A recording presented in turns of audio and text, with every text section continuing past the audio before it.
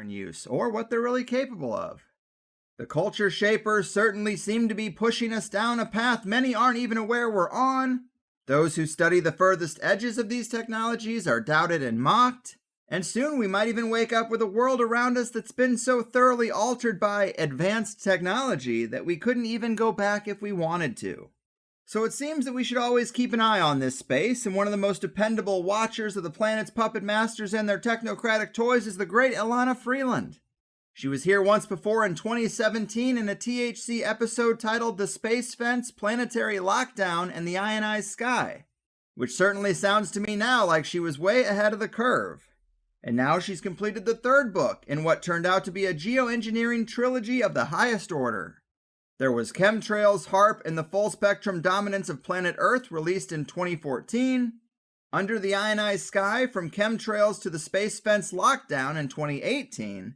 And now Geoengineered Transhumanism, how the environment has been weaponized by chemicals, electromagnetics, and nanotechnology for synthetic biology, which should be out by the end of the month and looks to be back-ordered already. For many years, Elana has been a writer, ghostwriter, lecturer, storyteller, and teacher who researches and writes on deep state issues, including the stories of survivors of MKUltra ritual abuse and invasive electromagnetic weapons. Her undergraduate degree was in creative writing with a second major in biology, and her Master of Arts degree from St. John's College specializes in historiography. It's certainly a pleasure to have her back, the transhumanist technology teacher, geoengineering educator, and thorn in the side of the big machine. Elana, welcome back to the higher side. Wow, Greg, that was a great introduction. I'll have to keep that because it's probably the best I've heard in a long time. Wow. So good. You covered all the topics that geoengineering has something to do with. Yes, not an easy task because you cast such a wide net over so many areas, so I appreciate that acknowledgement. It's all in a day's work for me, but this is going to be really interesting. I appreciate you coming back. I know you're in high demand, and I wanted to get a new interview with you while I could, and this marks one of the very rare times that I haven't read the book first because it seems like it's been delayed a little bit, but I think you know your stuff really well, so you probably won't even need me to tell people about it. Oh, no. I'm so grateful that you're and I forgot, you're one of the few interviewers who actually reads the books before I come on. That's so rare. That is so rare. So, yes, it's delayed. I actually started this book 2.5 years ago. I knew that I needed to go somewhere toward synthetic biology. And I already had enough material from notes and files that I started in. And then the COVID-19 lockdown happened. I saw the Wuhan footage. I realized what was going on. And then I have delayed the book again and again and again because so much breaking information required me to listen to so much video. I mean, in a way, I'm a much faster reader than watching long videos of people, but I had to do that because it was such breaking news every day. And then finally, I had it figured out and was able to stop writing. That's, of course, that's one of writers' moments of realization that, am I done? Am I done? Am I done?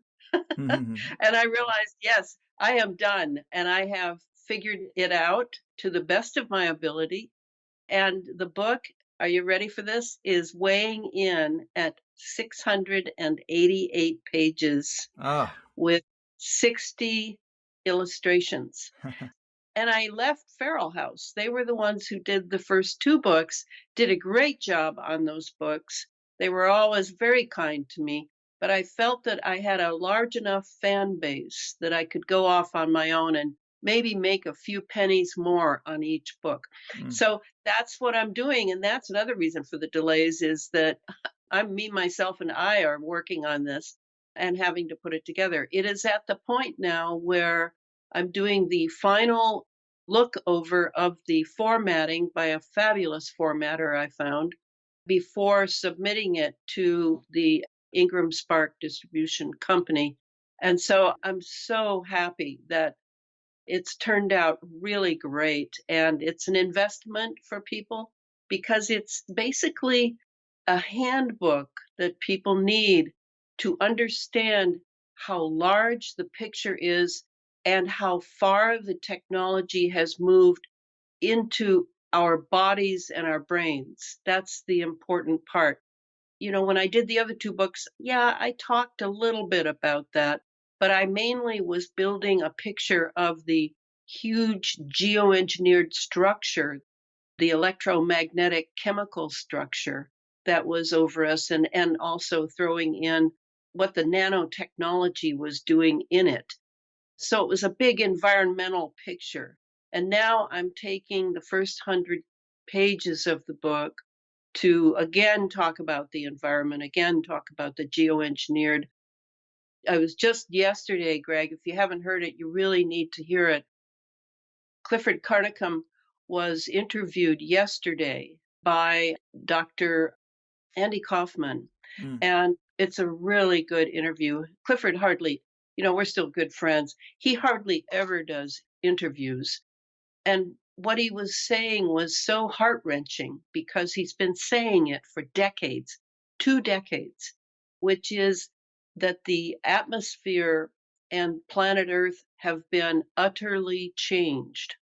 And now I can say that from my research, based on Clifford's early research, that the human being is being now changed. And a lot of it's happening through the environment. Strangely enough, most people don't even think of that.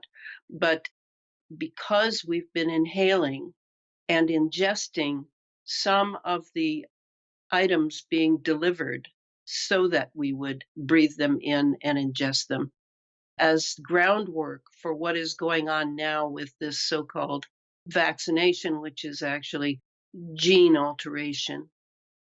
We've been engaged in this, I guess I have to call it an operation, for over 2 decades.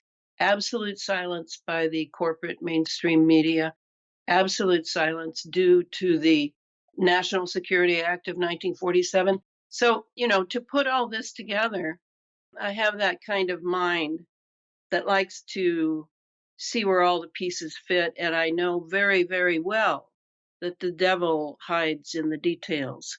So, reading my books is a tour de force in itself because of all the footnotes, etc. But these books are written for laymen and they are science books. But in this book, I go even further than I did in the last 2. It's not just endless technology, it's also I'm bringing in some esoteric aspects that I have learned from Rudolf Steiner, from various things I've read over the years by people who can do a new type of thinking, a type of thinking that is not just abstract as though you're in grad school, but is actually something that has the spirit in it, the part that defines the human being best, not just the physiological components and the naming of all the different organs and the functions and all of those things that we love to do, but that you can really look at it from a different angle and see what it has to do with the higher self of the human being, those things that make us more than a slab of meat here for a few decades. And I spend quite a bit of time on that. I also make no bones about it that there is criminal activity, that we have departed from our legal structure, that the technocrats have pretty much taken over illegitimately while the people are being entertained and have their fancy iPhones and all of their gear that they like for comfort and convenience. We've been taken advantage of. And now, suddenly, the huge shocking event of the last year and a half